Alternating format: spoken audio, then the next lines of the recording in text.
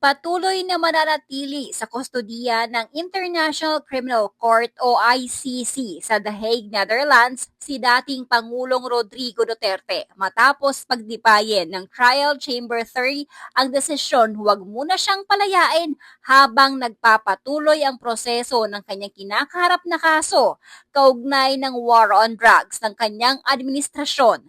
Sa nilabas na 8 pahinang ruling noong May 22, iginiit ng mga hukom ng ICC na nananatiling mataas ang posibilidad na tumakas si Duterte kung siya ay palalayain.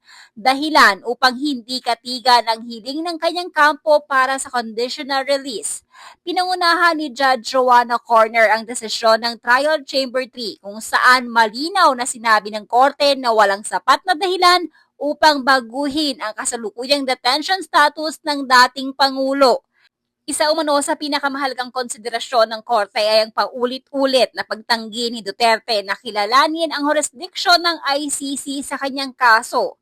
Ayon sa tribunal, ang mismo mga naging pahayag ng dating Pangulo sa mga nakaraang pagdinig ay nagpapakita umano ng maaari niyang hindi sundin ang mga magiging kondisyon o kautusan ng korte kung siya ay papayagang makalaya pansamantala.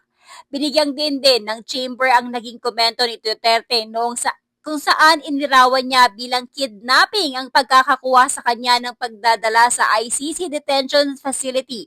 Para sa korte, nagpapakita ito ng matinding pagtutol ng dating Pangulo sa legal na proseso ng tribunal.